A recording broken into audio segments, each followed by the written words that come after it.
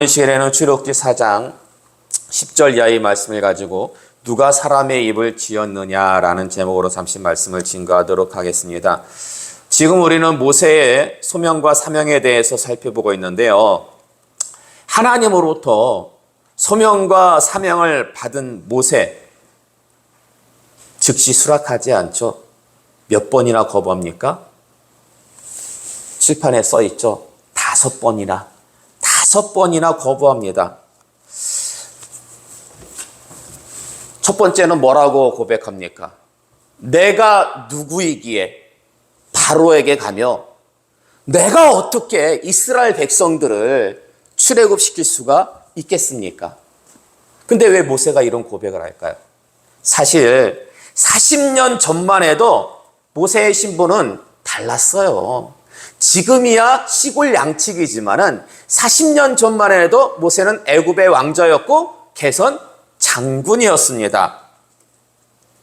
근데 지금은 시골 양치기 때문에 바로 앞에 애굽의 왕인 바로 앞에 설 자신과 그리고 이스라엘을 출애굽시킬 능력이 없었다라는 것입니다. 그러니까 지금 자신도 없고 능력도 없다라는 거예요. 그러자 하나님이 어떻게 말씀하십니까? 내가 반드시 너와 함께 있으리라. 함께 하시는 하나님. 자, 이걸 좀 유식하게 신학적인 용어로 뭐라고 합니까? 함께 하시는 하나님. 임마누엘을 약속하십니다. 여러분, 이게 어떤 의미인지 아십니까? 사실 하나님께서 함께 하신다라는 것은 하나님의 사신이 된다라는 거예요. 하나님의 전권대사가 된다는 거예요. 그래서 이제는 모세가 시골 양치기가 아니에요. 하나님의 전권대사로서 바로와 어깨를 나란히 할 수 있는, 아니 바로보다 더 높은 신분을 갖게 되었다라는 것입니다. 그러므로 이제 바로 앞에 설 수 있는 자신이 생겼습니까? 안 생겼습니까? 생겼죠. 자신이 생겼어요. 그러나 능력은 주어지지 않았습니다. 그래서 하나님께 질문합니다. 하나님, 제가 저 애굽에 있는 이스라엘 백성들에게 가서 하나님께서 여차여차 해가지고 너희들을 출애굽시키려고 한다. 이렇게 하면은 그들이 저한테 질문할 겁니다. 너를 보낸 그 신의 이름이 무엇이냐? 근데 사실 이 질문은요, 모세가 이스라엘 백성들을 핑계대면서 하나님의 능력을 확인하는 질문이었습니다. 왜냐하면 당시 이름이라는 것은 단순히 호칭이 아니라 힘과 능력을 상징합니다. 힘과 능력. 그래서 모세의 의도를요, 의역하면 이렇게 됩니다. 하나님, 저보고 바로 앞에 가고 이스라엘 백성들을 출애굽시키라고 하는데 하나님은 이스라엘을 출애굽시킬 만한 능력이 있으십니까? 예? 하나님, 출애굽시키실 만한 능력이 있습니까? 그런 질문이에요. 그러자 하나님께서 뭐라고 대답하십니까? 나는 스스로 있는 자다. 나는 스스로 있는 자. 예. 바로 여호와다. 나는 스스로 있는 자다. 사실 여호와라는 이름은 이미 그 이전부터 믿음의 선진들이 사용했던 이름입니다. 하지만 그 여호와라는 이름의 뜻을 몰랐어요. 모르고 있다가 언제 와가지고 지금 모세 때 하나님께서 처음으로 알려주신 건데요. 스스로 있는 자라는 이름의 뜻은 하나님의 전지전능하심을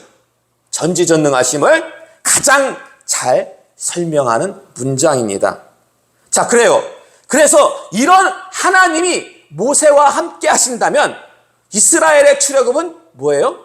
정말 일도 아닙니다. 그러나 당시 고대 세계에는 지역신 이미지가 강했습니다. 지역신. 그러니까 여호와 하나님은 모세가 볼 때 어떤 하나님이냐? 우리 믿음의 손전들은 가나안 땅에서 애굽으로 왔잖아요. 가나안 땅의 하나님. 가나안 땅의 신. 그러나 애굽에는 애굽의 신들이 또 따로 있어요. 그래서 여호와 하나님을 믿고 애굽에 들어가면은 여호와 하나님이 애굽에 있는 신들을 과연 이길 수 있을까라는 그런 의구심이 있었다라는 것입니다. 왜냐하면 지금 애굽에 있는 이스라엘 백성들이 거기서 뭐예요? 호의호식하면서 잘 먹고 잘 삽니까? 아니잖아. 종살이 하잖아요. 그것만 딱 놓고 볼 때에 여호와 하나님이, 이스라엘 백성들이 믿는 여호와 하나님이 애굽의 신들보다 좀 약한가 보다, 그렇게 생각하지 않겠습니까? 그래서 고백합니다. 또 이렇게 고백해요. 제가 이스라엘 백성에게 가가지고 여호와 스스로 있는 자가 나를 보냈다 해도 이스라엘 백성들은 누구를 불신할 것이다? 나를 불신할 것입니다. 근데요, 이것도 핑계예요. 지금 애굽에 있는 이스라엘 백성들을 핑계대면서 자기가 하나님을 못 믿겠거든요. 자기가. 근데 하나님께 바로 그렇게 얘기는 못 하겠고 이스라엘 백성들이 저를 못 믿을 겁니다. 그래서 이것도 모세의 의도를 그대로 반영해가지고 의역하면은 이렇게 말할 수 있어요. 하나님, 여호와 하나님, 당신이 애굽에 있는 신들보다 더 능력이 뛰어나십니까? 하나님, 예? 더 뛰어나십니까? 능력이? 그렇게 질문할 수가 있습니다. 그렇게 의역을 할 수가 있어요. 그러자 하나님께서 어떤 이적을 보여주십니까? 뱀과 나병의 이적을 보여주시죠. 근데 왜 하필이면 많고 많은 이적 중에서 뱀과 나병의 이적을 보여주시는 그 이유가 뭘까요? 뱀은요, 사탄의 세력을 상징합니다. 근데 지금 애굽에 있는 사탄의 세력, 가장 큰 세력이 누굽니까? 바로죠. 바로를 상징하고, 나병이라는 것은 애굽에 있는 이스라엘의 그 처지를 갖다가, 나병과도 같은 처지, 이스라엘의 처지를 상징합니다. 따라서 바로의 세력이 아무리 크다 할지라도 하나님 보시기에는 무엇에 불과하다? 지금 그 뱀이 원래는 뭐였어요? 지팡이였잖아요. 그렇기 때문에 바로의 세력이 아무리 크다 할지라도 하나님 보시기에는 막대기에 불과하다는 것입니다. 그리고 나병이 회복이 되듯 지금 애굽에서 종살이하는 이스라엘 백성들도 출애굽해가지고 하나님의 자녀로 다시 회복될 것을 암시하는데, 더불어서 이 뱀과 나병의 이적은요, 모세가 40년 전에 애굽에서 가졌던 상처, 그 상처를 치료하는 일종의 무슨 치료였다고 말씀을 드렸습니까? 연극치료였다. 연극치료였다. 그러므로 지금 하나님은 모세의 소명과 사명을 위해서 모세의 신분을, 모세가 자신감을 가질 수 있도록 신분을 최고로 높여주셨고요. 모세의 불신을 해소하려고 이적까지 보여주셨다라는 것입니다. 그럼에도 불구하고 모세는 애굽에 가기를 어째요? 꺼려합니다. 그래서 오늘 본문 10절, 오늘 본문 10절 말씀 다시 한번 봉독할까요? 시작. 모세가 여호와께 아뢰되 오 주여, 나는 본래 말을 잘하지 못하는 자니이다. 주께서 주의 종에게 명령하신 후에도 역시 그러하니 나는 입이 뻣뻣하고 혀가 둔한 자니이다. 아멘. 그러니까 지금 모세의 그 핑계들, 우리가 지난 시간까지 세 번째 핑계까지 살펴봤거든요. 근데 첫 번째부터 세 번째 핑계는요, 다 애국과 관련된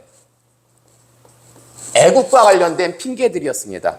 근데 이 핑계들에 대해서 하나님께서 다 아시면서도, 핑계라는 걸 아시면서도 하나님께서 다 말씀해 주시고 알려주시고 더불어가지고 이적까지 행해 주세요. 그러니까 모세가 이제는 어떤 핑계를 댑니까? 개인적인 핑계를 댑니다. 개인적인 핑계. 주여, 나는 본래 무엇을 잘못합니다? 말을 잘하지 못합니다. 나는 입이 어때요? 뻣뻣하고 혀가 둔합니다. 근데 여러분, 사도행전 7장 22절의 말씀 볼까요? 자, 주보 참고하세요. 사도행전 7장 22절의 말씀 함께 봉독하겠습니다. 시작. 모세가 애굽 사람의 모든 지혜를 배워 그의 말과 하는 일들이 능하더라. 아멘. 성경이 분명히 증거하고 있습니다. 모세의 하는 말과 하는 일들이 어떻다? 능하더라. 잘한다는 거예요? 잘 못한다는 거예요? 말 잘해요. 그럼 왜 모세는 자기가 말을 잘하지 못한다고 그렇게 하나님 앞에 고백하는 이유가 뭘까요? 왜 그런 것 같습니까, 여러분? 예? 성경은 분명히 모세가 말을 잘한다고 그렇게 기록하고 있거든요. 근데 하나님 앞에서 모세가 스스로 고백하기를 나는 본래 말을 잘 못한대요. 왜 그런 걸까요? 왜?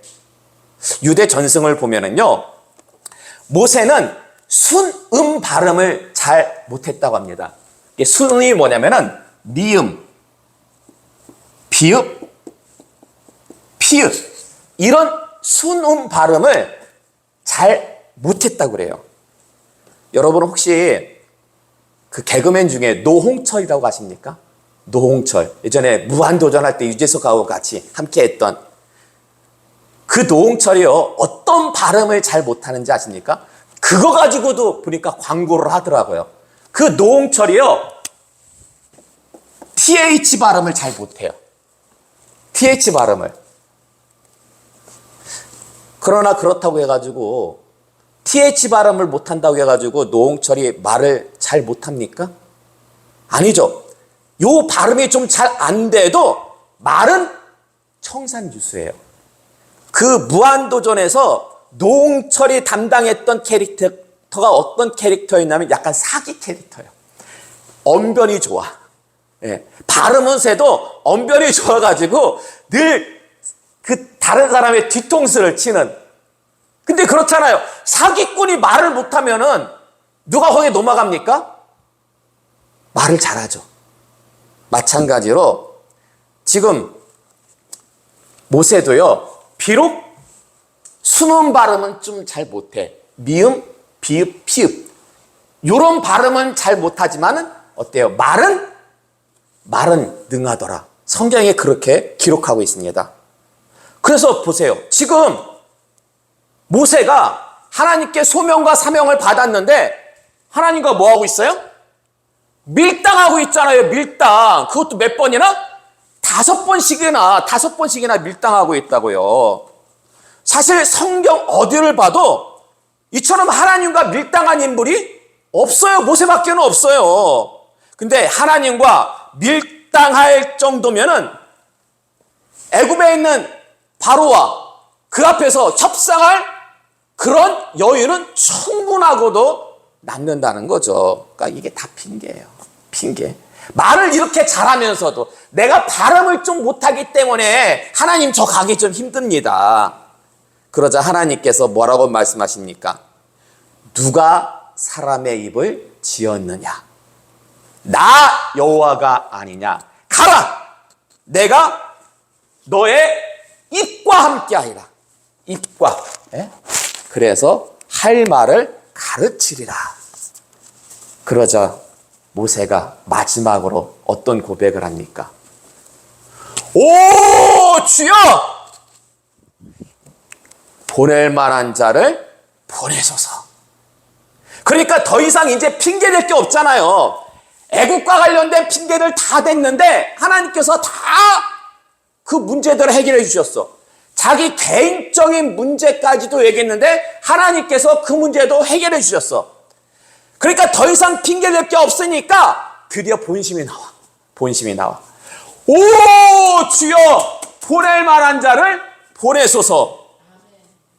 근데 여러분 왜 이렇게 모세는 애굽에 가기를 거부한 걸까요? 하나님이 한 번도 아니고 두 번도 아니고 이렇게 이렇게나 하나님께서 많이 참으시고 문제를 해결해 주시고 함께 하시겠다고 이전까지도 보여주셨음에도 불구하고 여러분 성경에 이렇게까지 해가지고 하나님께서 쓰신 인물 거의 없습니다. 그럼에도 불구하고 끝까지 모세는 가기를 꺼려합니다. 그러자 하나님께서 결국 어찌하십니까? 화를 내세요. 화를 내세요. 예. 근데 참 궁금해요. 천국에 가면은 한번 모세 만나면 물어보고 싶어요. 예. 모세 할아버지, 그때 하나님께서 소명과 사명을 맡기실 때 왜 그렇게 끝까지 거부하신 이유가 뭐예요? 자, 거기에 대해서 나름 좀 고민하면서 묵상한 것들이 있거든요. 그거는 오후 시간에. 사실 그게 메인이에요. 그게 메인이고 그 메인에 들어가기 위해서 이 오전 시간 말씀을 어떻게 보면 에피타이저라고 할 수가 있습니다. 자, 이제 결론의 말씀을 드리도록 하겠습니다. 제가 요 근래 모세의 소명과 사명 설교하면서 누누이 강조하는 게 있습니다. 그게 뭔지 아십니까? 모세의 하나님. 그렇잖아요. 모세의 하나님이잖아요. 근데 모세의 하나님이라고 해서 모세의 하나님만 되시는 것이 아니라 그분이 누구의 하나님도 된다? 우리의 하나님도 된다라는 것입니다. 자, 보세요. 모세가 이스라엘의 출애굽이라는 가장 큰 문제 앞에 직면했을 때 하나님께서 부르시고 그런 사명을 주셨을 때 모세가 내가 누구이기에 첫 번째로 거절했을 때 하나님께서 모세에게 첫 번째로 주신 해답이 무엇입니까? 임마누엘이죠. 임마누엘. 내가 너와 함께 하겠다. 우리 교회에 임한 시험이 있죠. 문제가 있어요. 우리 교회에 닥친. 근데요, 우리 교회에 임한 이 시험도 해답이 무엇이다? 임마누엘. 특별히 우리에게는 성령 하나님의 충만한 임재가 필요하다라는 것입니다. 그래서 성령이 충만히 역사하면 전지전능하신 그 하나님 스스로 계신 여호와 하나님이 우리 가운데 임재하사 우리에게도 무엇을 보여주실까요? 이적을 보여주실 거예요. 우리에게도. 근데 어떤 이적을 갖다가 보여주실 것 같습니까, 여러분? 하나님이 우리에게 어떤 이적을? 여러분, 모세에게는 뱀과 나병의 이적을 보여주셨잖아요. 그럼 여러분은 하나님으로부터 어떤 이적을 좀 체험했으면 좋겠습니까? 어떤 이적을? 사실 우리 믿음이 다 다르잖아요. 다 똑같지 않아요. 믿음 다 달라요. 그리고 사는 형편과 지경도 다 달라요. 그래서 그 이적은요, 동일하게 주어지기보다는 형편에 맞춰가지고 그렇게 동시다발적으로도 일어날 수 있다고 봅니다. 그러나 이적을 보여주신 목적은 같을 거예요. 이적을 보여주신 목적. 여러분, 하나님께서 모세에게 이적을 보여주신 그 목적, 궁극적인 목적은 이스라엘의 출애굽이었습니다. 마찬가지로 우리에게 베풀어 주실 이적의 궁극적인 목적은 무엇일까요? 이 교회를 사랑으로 건축하시기 위해서. 사랑으로. 그래서 교회가 사랑으로 하나 되기까지 하나님은요, 성령 하나님은 우리 입에 함께 하실 겁니다. 우리 입에 함께 하사 할 말을 실제로 가르쳐 주셨어요. 그게 뭡니까? 샬롬, 사랑하고 축복합니다. 감사합니다. 누구에게까지? 원수에게까지. 그 고백이 주님 앞에 서는 그날까지 이 교회에서 떠나지 않아야 된다라는 것입니다. 또한 말을 못한다는, 나는 입이 뻣뻣하고 혀가 둔합니다. 본래 말을 잘 못합니다. 그런 모세에게 하나님이 누구를 붙여주셨어요? 아론을 붙이셨어요. 아론을. 우리만 그냥 사랑으로 교회 건축해가지고 우리끼리만 잘 먹고 잘 살다가 그렇게 주님 앞에 가는 게 하나님의 뜻일까요? 아니죠. 아니죠. 예. 많은 죽어가는 영혼들을 함께 더불어서 사랑으로 교회 건축. 이게 하나님의 뜻입니다. 그래서 하나님께서는 앞으로 더욱더 든든하게 교회가 사랑으로 건축되어질 수 있도록 많은 일꾼들을, 사람을 붙여주실 줄로 믿습니다. 여러분 꼭 명심하시기 바랍니다. 해 아래 새 것이 있습니까? 없습니까? 그래요. 없어요. 성경에 분명히 말씀하고 있습니다. 해 아래 새 것이 없다. 근데 여러분 이게 무슨 뜻 같아요? 해 아래 새 것이 없다. 예? 보면은 이 성경을 이렇게 놓고 보잖아요. 그러면은 그 믿음의 선진들, 지금 모세의 모습도 믿음의 선진의 모습이잖아요. 이런 모습이요, 약간씩 각색만 되었을 뿐, 환경이라든지 처한 상황, 요것들만 조금씩 달라졌을 뿐, 야, 똑같아. 우리의 모습과도 똑같다라는 거예요. 믿음의 역사가 돌고 돈다라는 거예요. 따라서 여러분 보세요. 인생의 문제건 교회의 문제건 그 원인과 해답은 어디에 있다? 성경에 있어요. 성경. 성경을요, 그냥 읽지 말고 성경을 깊이 있게 읽잖아요. 그렇잖아요. 지금 이거는 어디까지나 어떻게 보면은 모세에 관한 소명과 사명의 이야기잖아요. 근데 이 사건이 우리에게 임한 시험과도 어떻습니까? 동일하잖아요. 동일한 하나님께서 사건만 좀 다르지 하나님께서 그 동일한 하나님이 동일하게 역사하신다고. 그렇기 때문에 해 아래 새 것이 없다라는 거예요. 믿음의 역사는 돌고 돕니다. 예. 그래서 결국 우리가 살면서 어떤 문제를 만나든지 간에 원인과 해답은 어디서? 성경에서 찾으면 됩니다. 성경에서. 그러므로 이 시간 나오신 여러분요, 그것이 하나님의 뜻인 줄로 믿으시기 바랍니다.